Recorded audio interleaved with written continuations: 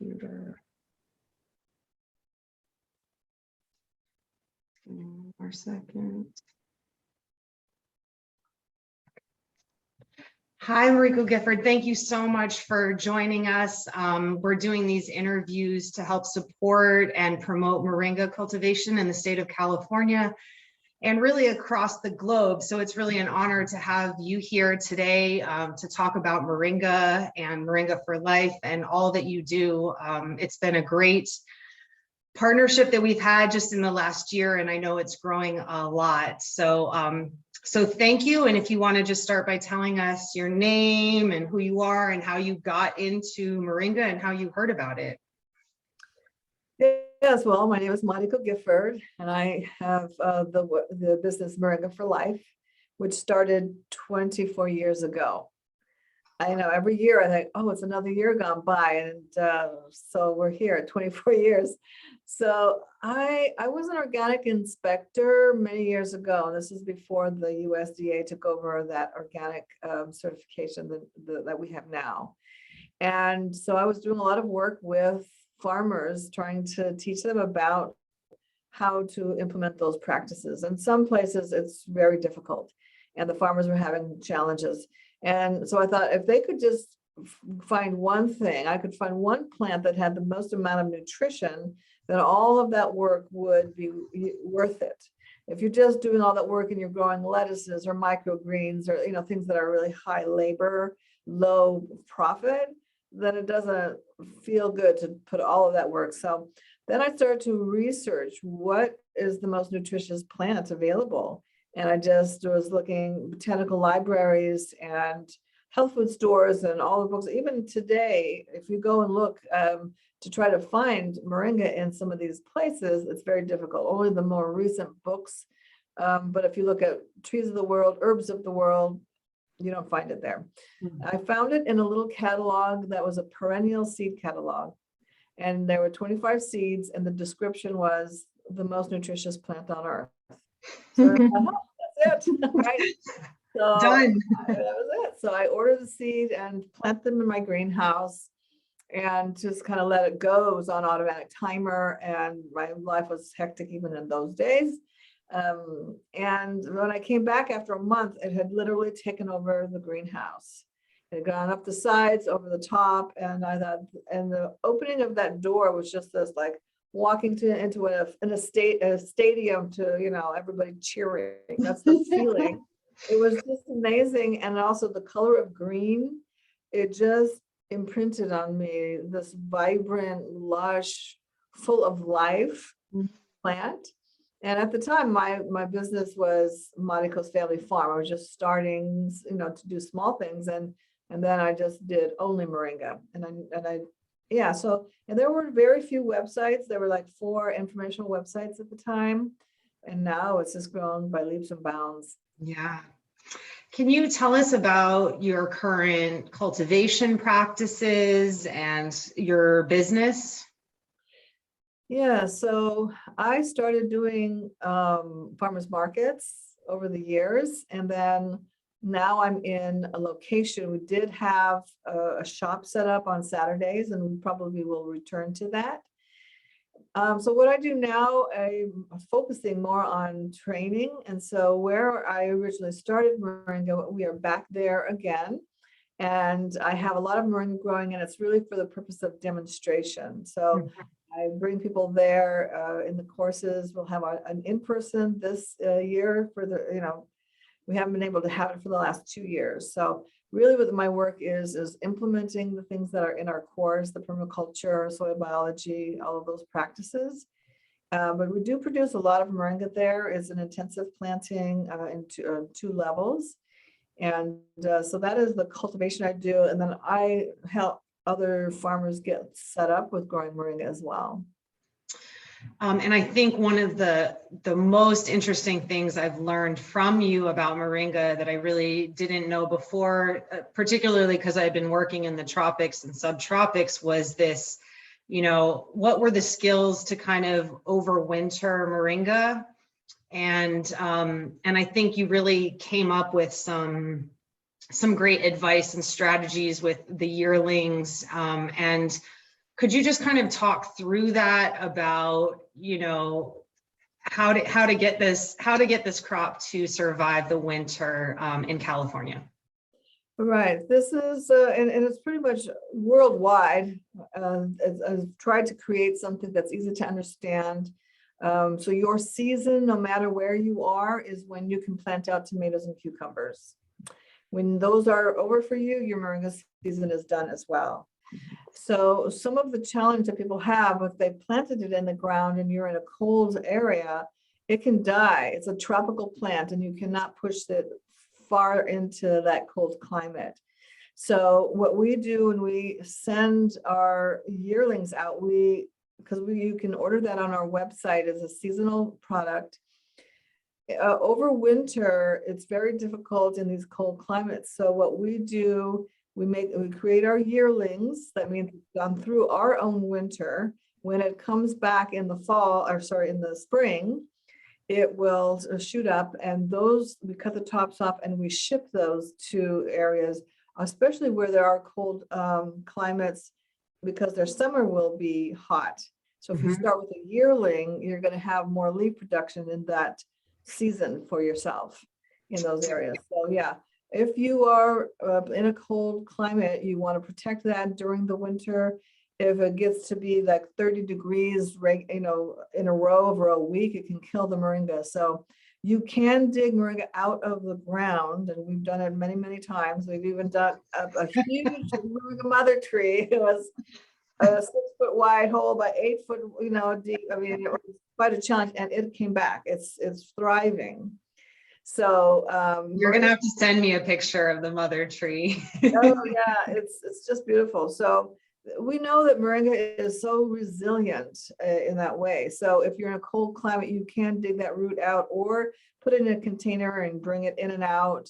Sometimes if if the trees get really big, we've recommended a big, large trash can on wheels, and just bring it in, make sure you keep it warm during the winter. And in the spring, when you have those tropical conditions of sun hours and heat, moringa comes back.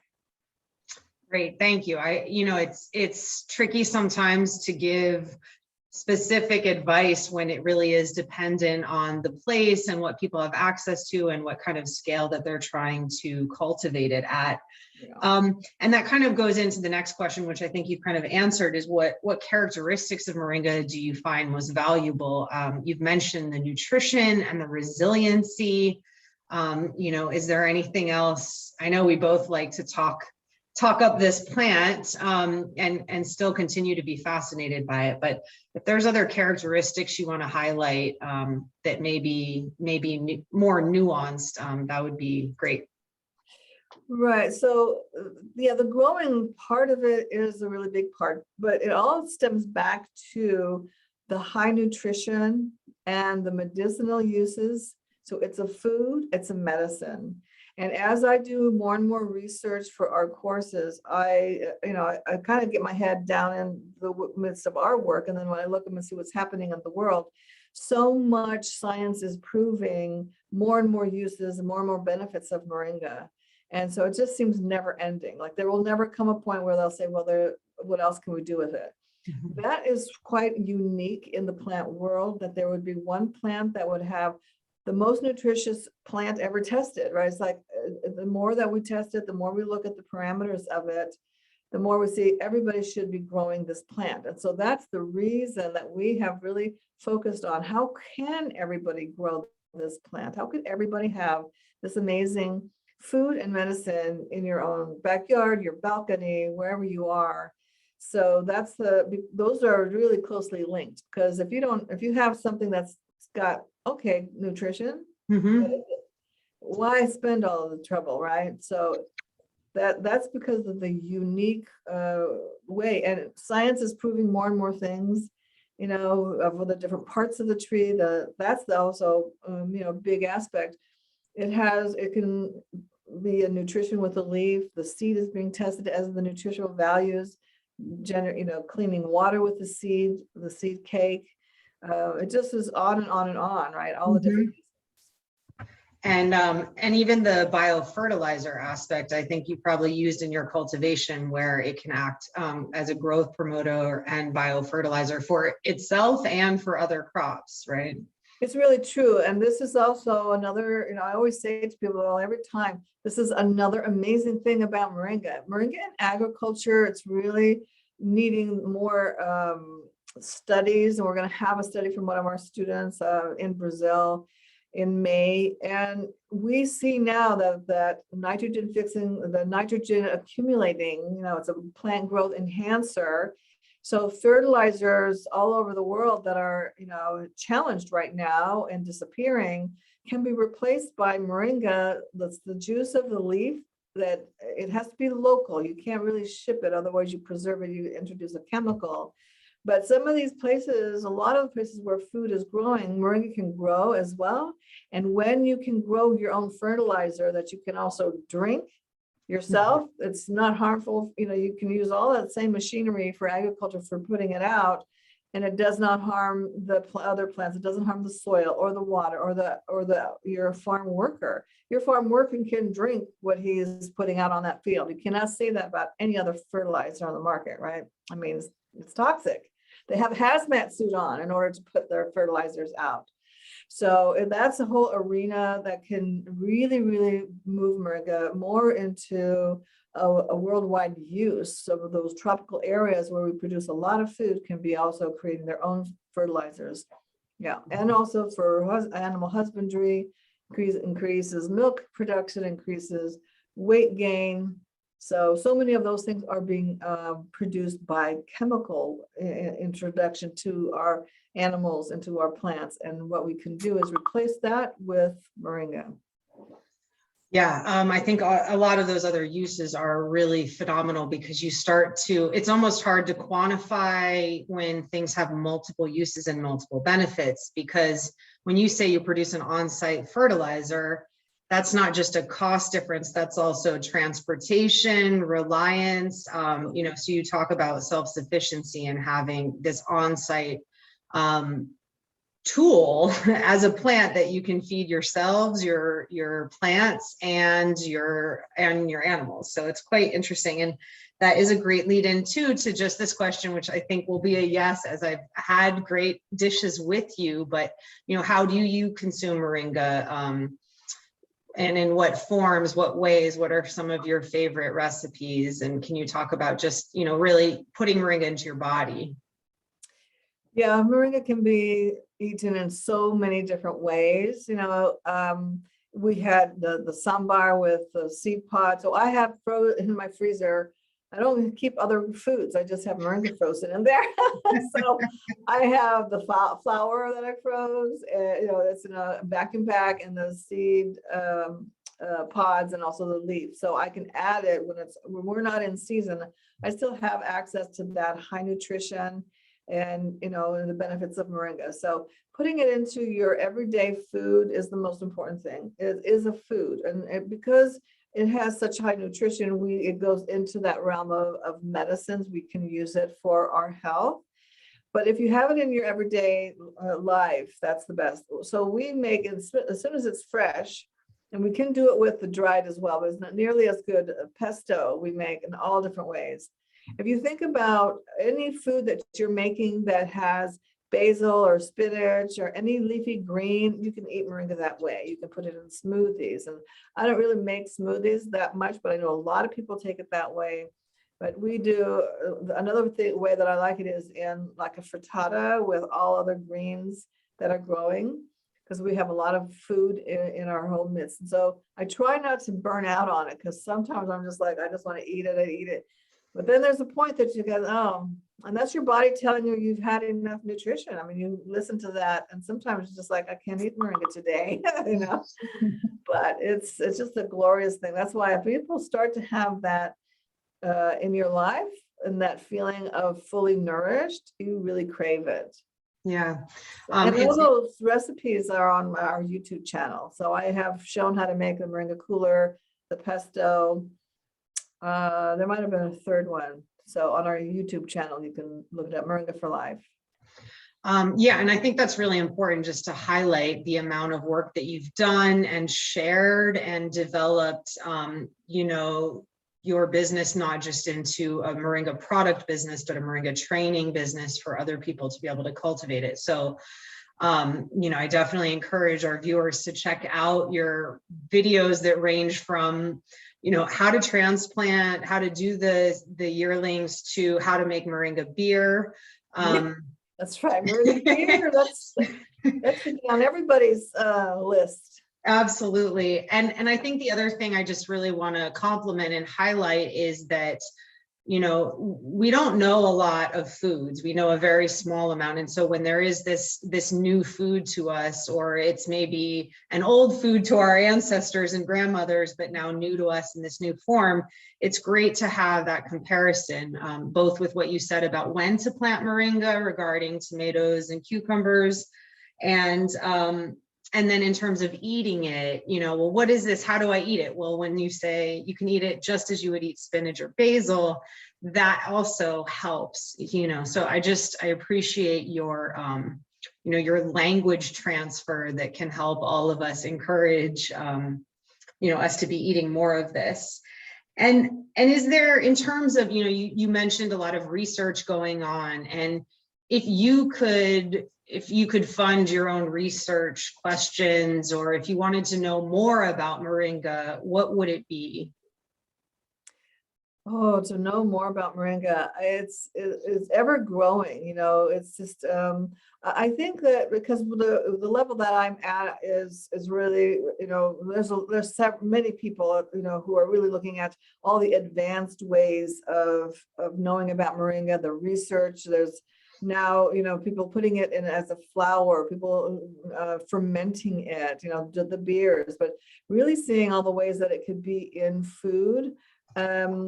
But I think that for me, it's not what more I would like to learn about it, as much as having it be, speaking in a way and teaching in a way that more and more people just across the board, like the masses. So we have actually, we're in the final stages of finishing those mini modules. It'll be the backyard Moringa grower. It'll be drink your fertilizer. And so I've created, our courses really condensed into really simple bite-sized ways for people, just your everyday, our customers, they're not people who are going to come through our courses and become a grower. So I really want that people have access, that what I would wish for this whole industry is that everyone can have a Moringa tree. This is the most nutritious plant ever tested. We need to get this into food deserts. We need to get this as a common information. People are talking about it. People are wanting to have it in every form. So that really has motivated these mini modules will be coming out. If people want to go on our website, we're also going to be offering a free PDF. So under the subject Moringa for the World, it's a free PDF. And if you get on our website, you'll be informed when we release that. It's like today, tomorrow, or the next day. It's like imminent.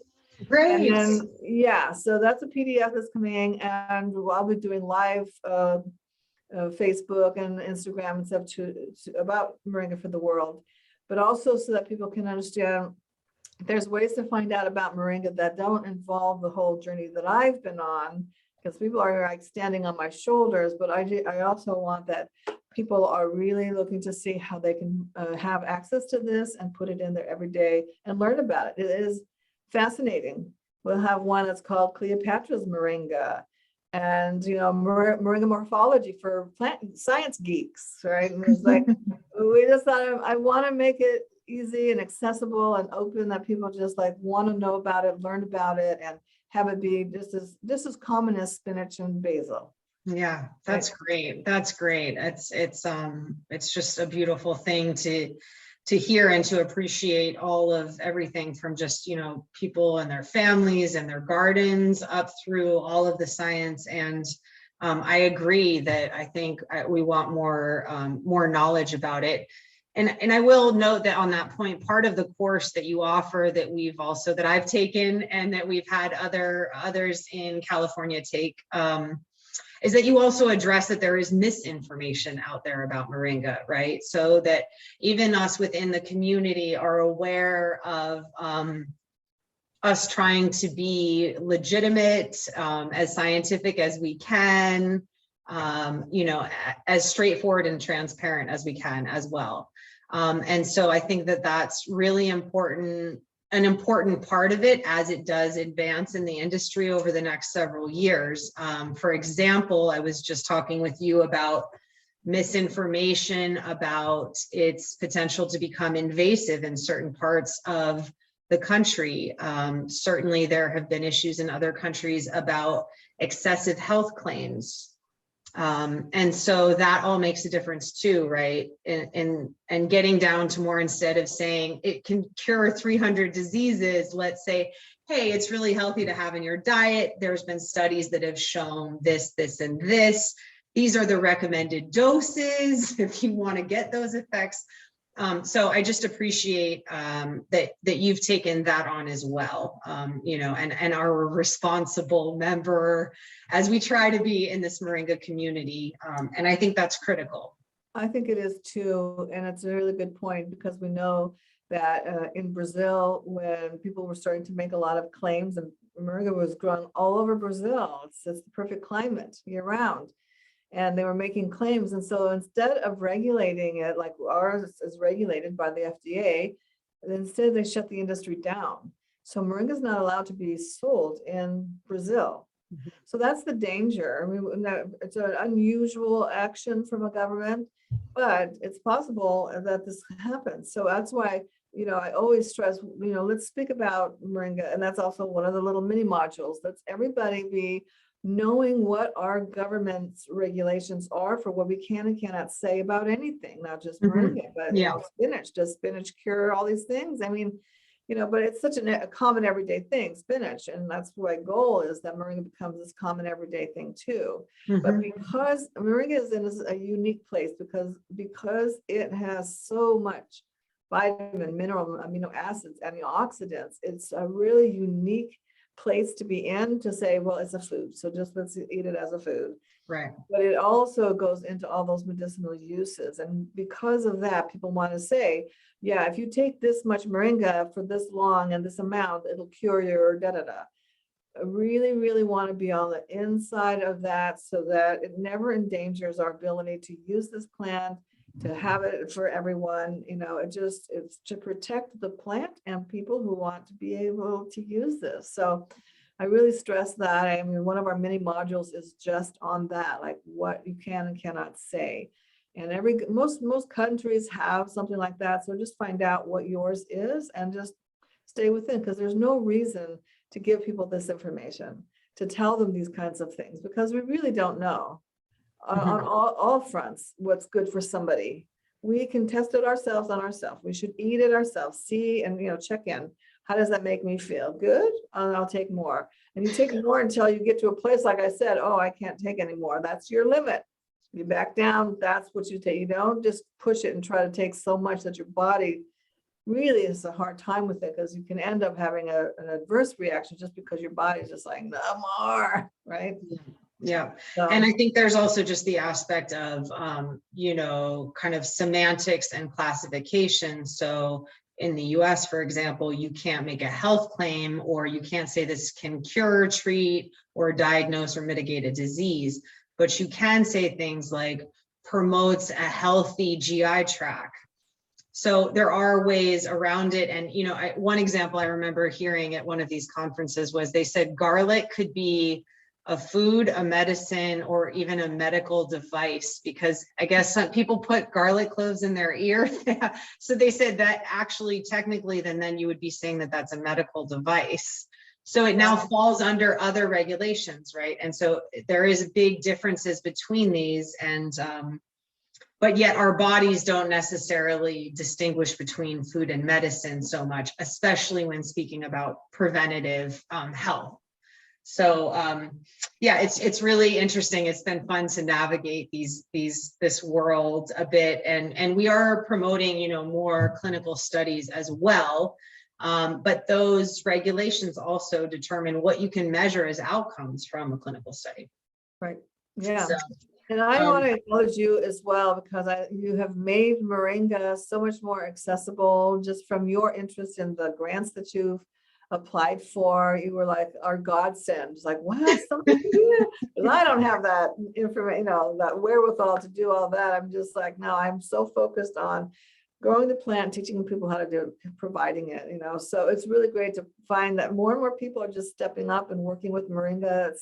It's a biological call out that Moringa is sending out the signal, other plants as well. We mhm. need to start to sensitize ourselves to working with the plants that come into our awareness and really put our whole heart into it. And that's what you've done. And there's so many people who are now connecting more, and you keep connecting more people. And that's what makes all of this possible, right? It's going to be like your work of just Moringa awareness. When more and more people see what you put together there, it becomes, oh, I see it here and there and there and 5 places, and now it's familiar. Yeah, So yeah. I'm And really I always get that, like, the text message of, I after your talk, I saw it in the store, or, I just met my neighbor who also knew about it, or, constantly, or a friend who said, I can't believe this person's also been taking Moringa. I didn't know. And, so it's, you create those loops. And I think in terms of what we're facing with climate change and food security and,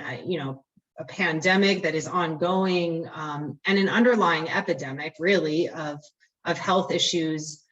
It is the right call, right? And I like that you speak that it's not the only plant to do this, but it certainly seems to be relevant to be in that top 10 list.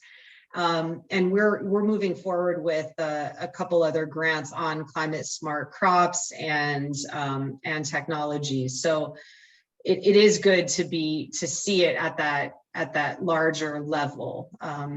So I appreciate your support so much. I've learned so much, and appreciate that just continual network that's growing. I'd like to highlight being able to visit Tony Lopez's farm and what he learned from you, and then applied and kind of did it in his own way too, in a different setting, is just phenomenal, really. So I'm, so I mean, because that you've been able to connect with all the other some of the other students, right, that came through. It's one of our greatest joys is to create that connection, that bridge through our work with students all over the world. So we also calculated we're students in more than 35 different countries. And that just like, so taking your work and what I could connect you to all these other people, depending on what your interest or, today, what do you need to know? That's where it becomes so much really the worldwide network. You really start to see as we do more and more of that. And it's really in your work of connecting people, because you do it on a regular basis.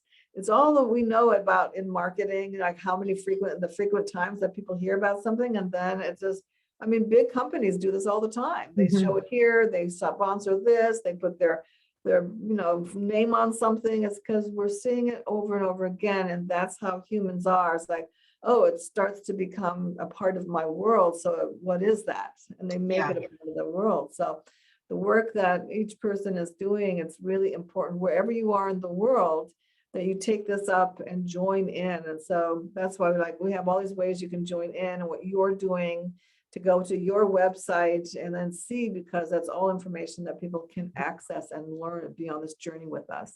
Yeah, it's great. I've even got Christian Brown's t-shirt on. Thank Moringa from Creation of. Let me see if I can turn around, and you can see. Oh yeah, that's great. Perfect. So it was an honor for him to come down, and again, just really expanding on that network and his work with the sickle cell community in California. And Moringa is just another dynamic aspect that kind of speaks to that abundance, that there's a role for all of us, and that we should continue to expand it. So if there's anything else you want to share, I really appreciate your time, and encourage people to check out your website and get more involved. But yeah, if you have anything else you want to add. Well, I really enjoy this kind of platform. anytime, we're going to access it more and more as well. So I really appreciate being able to be a part of this as well with you. Also, I think that it's also important for people to understand that we have a threat in our midst, and Moringa is something that can solve so many issues in our climates, in our, dealing with water purification, dealing with soil biology. And what happens when you take Moringa more and more is you become resilient. It's an adaptogen. An adaptogen is a category of plants that help you adapt to stress, right? And we know that stress is the base of every illness. And so the way that you can, without knowing all that is going to come in our worlds, and where people are in high alert, right? That means you're in fight or flight. And when you're in fight or flight, all of your energy goes away from the thought process, most of it. So you really want to have Moringa in your everyday world so that you are dealing with the stress that is constantly there. And that is what allows us to be resilient. And when we are resilient, things that we do in our direct family is resilient and our community is resilient. That's how you get a resilient world. It really is. You have to start with yourself. You have to take care, do self-care, and not just Moringa. There's many things that do that for us. Just a brisk walk, just fresh air, just like so many things that we can do ourselves for our own resiliency and our own well-being, just mental well-being, to lower that stress level. I think that's the most important key right now, given all the world events. Take a break from the world news for a bit, a day. People can told me, I suggested a week to some friends of mine. They went like, oh, so much would happen. I mean, they could not even, they were under so much stress. The idea that they could be away from the media for a week stressed them out so much. Like, even wow. more. Yeah. No, yeah. that's just, we're living in a world like this. So the more we can take care of ourselves and just spend time with our family, take a walk with your family, turn the television off, that's in our control. It is. Yeah. It is. And I really appreciate being able to kind of have this job and work on Moringa, and then also be able to have a conversation with you, have us down to visit and see your garden and share a meal together. Like you said, it builds resiliency in myself and in you. So it's really been great. And I really will just end by asking for your continued support in the grants and projects that we move forward around these multiple uses of Moringa, and spreading its awareness throughout the US and the world. It's great. Yeah, I fully support you. I'm just so thrilled that you have such a exuberant energy for this. You're the right person for the job. And you keep your, there's so many times that we can be easily discouraged, and I experienced it so many times on this Moringa journey. And so to have people out there who are like rooting for you, and it's really, that's what makes it a lovely, lovely world to be in that space together. Absolutely. And, early on, I never thought that this would become something. I thought this was some little thing I'm doing in my own, little corner of the world. And now it's everywhere in the world, and becoming more and more. Like in our growers course, we go over marketing, global marketing as well. And it's really amazing, the projections. By 2025, this will be an $11 billion industry. That means there's that much Moringa that's getting into people. So we know that that's growing by leaps and bounds. And what is our role? And there are many people that I would like to invite to become a part of this journey with us. Everyone has a skill, and you might not know it even. It might be just something like, I used to call it a stirring. I didn't know what I was really supposed to do. I just had gotten back from living abroad, and and there's so many people who this is now just common. People are like, yeah, I'm not sure what I should be doing with my life. And so I like, oh, well, I got something for you. As soon as I hear that, right? Yeah, exactly. It's the stirring that so many people are feeling. And we really need to have just legions of people in this movement. and get it into all different places, different types of foods, everywhere possible. It's only limited by our own imagination, our own creativity. I mean, I'm lucky that both my sons are chefs, so there's no lack of creativity of how to use moringa or any food, right? And that makes it, the joy of life is just based on that, and how to connect with people. So I really invite people all over the world to just join in and find where you can be a part of the Moringa movement. It is transforming the world. It has, and I see it all the time with everyday people who are taking it and transform their health, to now we see all the different uses in agriculture. I mean, that's a huge, huge benefit that the world will bring into when we can drink our fertilizer. No more toxicity, no toxicity in the air, the water, right? And our food is clean. So all of that starts with people taking action that you see to take. Even if it's just like, we have different ways that you can get like the type of consulting. One is called the First 14. It's 14 minutes of me just going whoop, in a conversation with you to see if we can, in that short time, set you on your path. So we've developed a whole array of consulting so that our Moringa students can continue on. And I'll do this with Tony, with Bernard, right? Some of these people, because it's really important once you have your Moringa project that you're successful with it. So all of this information I've gotten over the years, I can really focus that on somebody's project. So yeah, so I'm really looking forward to our in-person. We haven't done it for 2 years. I already know that Dama, who's in Sri Lanka, will attend. Excellent. We haven't even announced it anywhere. This is like a sneak preview that it is coming, but if people go to my website, they'll be able to get information about the mini modules and also then our in-person, get on the email list so that you can be notified, because we will be releasing that information and so forth. So it'll be in the fall, and really looking forward. We're going to give our students the first chance at it because we have limited seating. It's only going to be 20 people. And so it'll fill up, hopefully. That's great. That's wonderful. That's so wonderful. Yeah. And we'll be able to continue to work together over the years. So thank you so much. It's been really a pleasure, and we'll see you soon down on the Moringa farms. Thank you so much.